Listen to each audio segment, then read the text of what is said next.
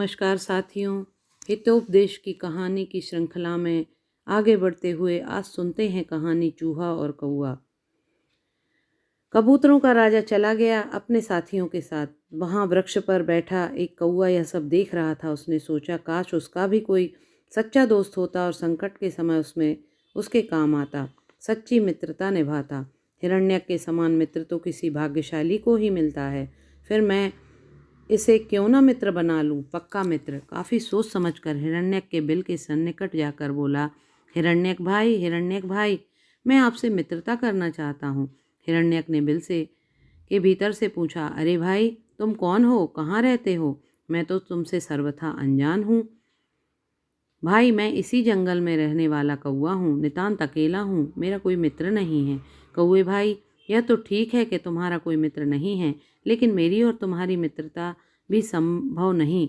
हम मित्र को भी हो भी जाएं तो हमारी मित्रता का निभाव कैसे होगा? सृष्टि में जो जिसके साथ सहजता से जी सकता है, अक्लमंद उसी के साथ दोस्ती करते हैं। चूहा तो कौए का भोजन है, फिर मेरी दोस्ती कैसे तुमसे हो सकती है? भोजन और भक्षक की मित्रता तो संकट की जड़ है। तुम्हें गीदड़ और हिरण की दोस्ती का पता नहीं है? नहीं, सुनो, मैं तुम्हें गीदड़ और हिरण की दोस्ती की कहानी सुनाता हूँ। हिरण्यक ने कहा। हिरण और शियार। एक वन में हिरण और कौआ अत्यंत प्रेम पूर्वक रहते थे।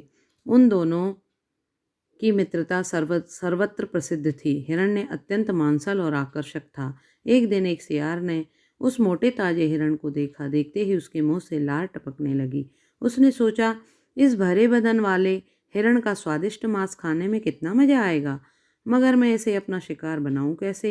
हिरण जानता है कि मैं इसका शत्रु हूँ।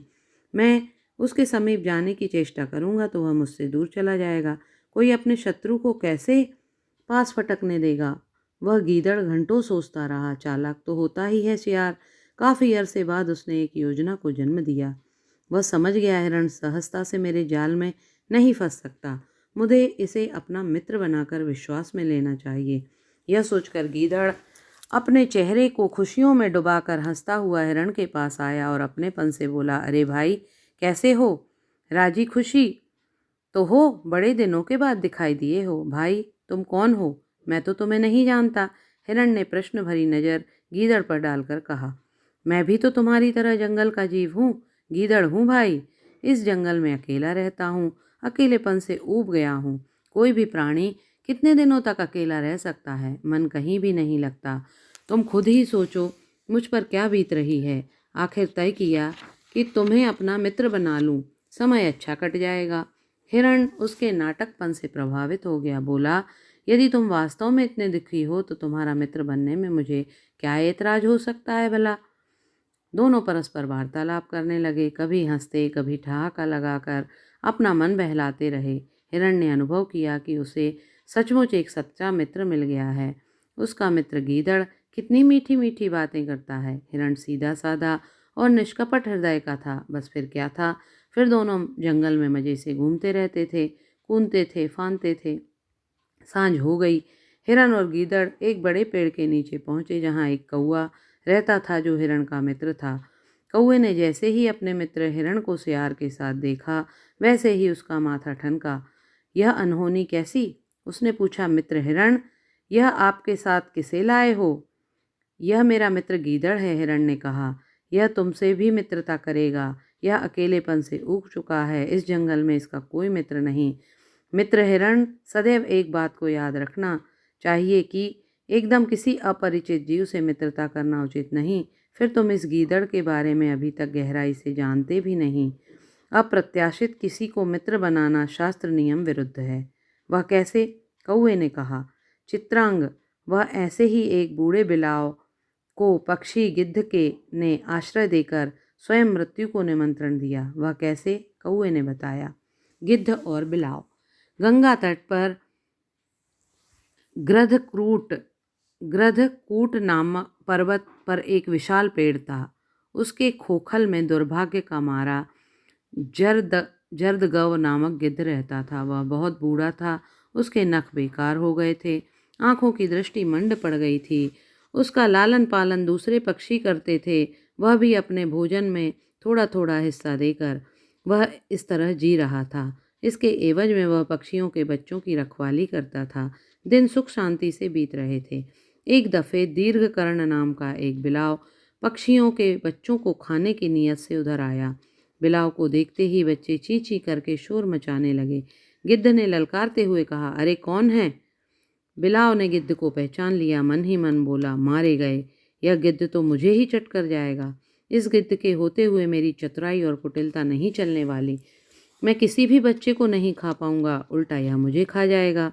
वह सोचने लगा कि जब तक डर वाली बात न दिखाई दे तब तक मुझे डरना नहीं चाहिए। यह बूढ़ा और असहाय गिद्ध मेरा क्या बिगाड़ सकता है? इसको काबू करने के लिए थोड़ी बुद्धि की ज़रूरत है। उसे मेरी धांसू चाल का क्या पता चलेगा? यह विचार कर वह गिद्ध के पास गया। विनम्रता से बोला, गिद्ध चाचा, यह तो मैं हूँ। मैं कौन? बिलाव। बिलाव? वह चौंका, कड़क कर बोला, तू यहाँ क्या करने आया है? कान खोल कर सुन ले। यहाँ से जितना जल्दी हो सके 9-2-11 हो जा, वरना मैं तुझे जीवित नहीं छोड़ूंगा। गिद्ध गुस्से से भर गया। बिलाव दीर्घकर्ण बोला, चाचा, इतना गुस्सा क्यों करता है? जरा मेरी बात तो सुन लीजिए। बात सुनने के बाद यदि आप मेरी जान भी लेना चाहें तो ले लीजिएगा। अच्छा, कह बिलाव ने कहा, हम हर एक बात जाति के आधार पर करते हैं। जन्मजात प्रवृत्तियों की तरह उसके वर्तमान व्यवहार को देखना चाहिए। गिद्ध ने कड़क स्वर में कहा, बताओ यहाँ क्यों आए हो? दीर्घकर्ण बिलाव ने बताया, मैं यहाँ गंगा नदी के किनारे रहता हूँ, सदैव पूजा पाठ करता हूँ, मांस का सेवन नहीं करता, ब्रह्मचारी हूँ, चंद्रायण का उपवास भी रखता हूँ। मैंने कई पक्षियों से अपने धार्मिक प्रवृत्ति की प्रशंसा सुनी है। आप नियम से धर्म का आचरण करते हैं, सब पर दया करते हैं। इन्हीं बातों को सोचकर और आपके बुजुर्ग समझकर आपके दर्शन करने आया, और आप ऐसे हैं कि मेरे प्राण लेने पर उतारू हैं। गृहस्थ धर्म का तो नियम है कि घर आए शत्रु का भी आदर करना चाहिए। उसकी मूल बात यह है कि गृहस्थ धर्म वह वृक्ष है जो उसको काटने वाले को भी छाया देता है। यह भी सच है कि घर में अन्न पानी ना हो तो आए हुए अतिथि का मधुर वाणी से स्वागत करना चाहिए। भले लोगों के घर में घास फूस, आसन बिछौना, धरती, पानी और मधुर बोल की कमी भी कभी नहीं होती। यह भी सुना गया है, बाल, युवा और वृद्ध घर आए अतिथि का मान सम्मान जरूर करना चाहिए। अतिथि तो भगवान के समान होता है। गुणी लोग निर्गुणों पर सदैव करुणा रखते हैं। जैसे चंद्रमा चांडाल के घर पर भी चांदनी बिखेरता है। लोगों का विश्वास है कि जिस घर में अतिथि हताश होकर लौट जाता है वह उस गृहस्थ को अपने पाप पुण्य दोनों देख ले जाता है। हर तरह से अतिथि का स्वागत होना चाहिए। गिद्ध ने संयत स्वर में कहा, तुम्हारी बातें सार्थक है, पर मैं जानता हूँ बिलाव का भोजन मांस है। यहाँ नन्हे मुन्ने पक्षियों के मासूम बच्चे हैं। बिलाव ने यह सुनते ही बड़ी नाटकीयता से धरती को स्पर्श करके कानों को छुआ और बताया, मैंने धर्मशास्त्र पढ़ने और चंद्रायण उपवास करने के बाद मांस का परित्याग कर दिया है।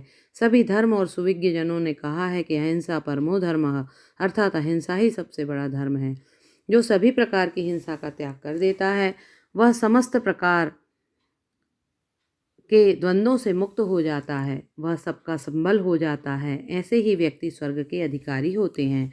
यह कितना ठोस सत्य है कि पत्नी, बंधु बांधव मृत्यु पर संग नहीं जाते, पर पाप पुण्य ही संग चलते हैं।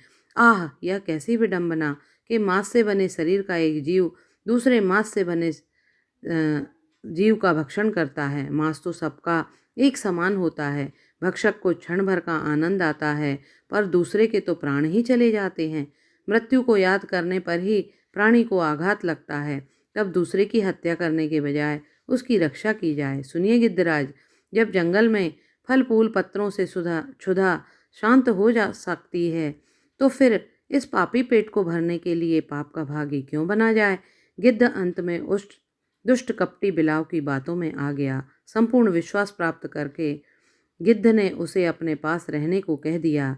बिलाव बड़ी चतुराई से चुपके चुपके पक्षियों के बच्चों को अपनी खोखल में ला लाकर खाने लगा। एक एक करके कई बच्चे बिलाव चट कर गया। अब पक्षियों में असंतोष फैलने लगा। बिलाव ने सोचा अब उसके झूठ का भंडाफोड़ होने वाला है, तो वह चुपके से 9-2-11 हो गया। पक्षियों ने सोचा आखिर उनके बच्चे गए कहाँ। उन्होंने खोज शुरू की तो बिलाव के खोखल में बच्चों के पंख व पतली हड्डियां मिली। पक्षी क्रोध से भर गए। क्रोध प्राणी को अंधा कर देता है। बस सबने मान लिया यह गंदी करतूत गिद्ध की है। उन्होंने सामूहिक तौर पर गिद्ध पर हमला कर दिया।